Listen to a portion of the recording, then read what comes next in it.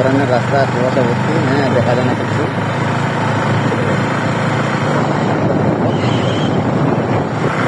তারপরে ওদের মোটামুটি ভালো আছে, কুয়াশা এত যে কীভাবে বলা যাবে না, দেরি করে থাকতে হবে চলবে। তো এক বিজ্ঞান করে যাচ্ছি টপের জন্য, পঞ্চম টপ। সকালে দোয়া করবেন। আসসালামু আলাইকুম।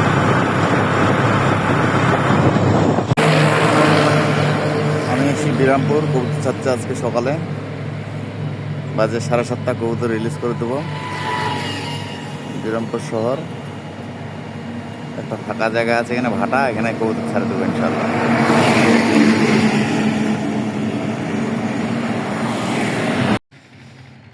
এখন বাজতেছে প্রায় 7:30। আমি এখন বিরামপুরে আছি, বিরামপুরে একটা ভাটাতে আছি।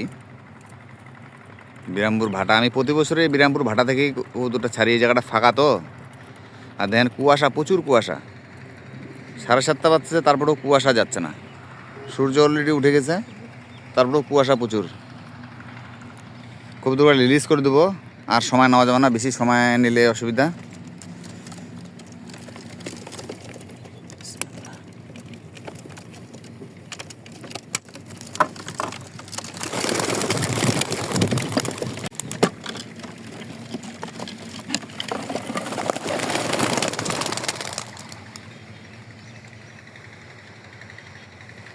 এত কুয়াশা, কবুতর দেখা যাচ্ছে না।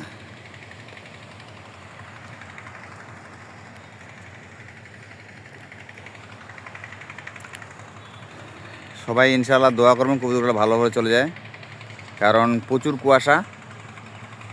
7:30 বাজছে, তারপরেও কুয়াশা যাচ্ছে না। আমি আসছি 10 মিনিট আগেই, আরও 10-15 মিনিট আগে। তো যাই হোক, অপেক্ষা করতেছিলাম, দেখতেছি কিছুতেই কুয়াশা কমে না।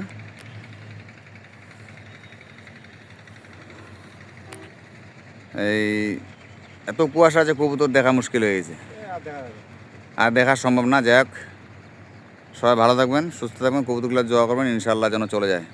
দেখা মুশকিল হয়েছে কবুতরগুলো। আসসালামু আলাইকুম।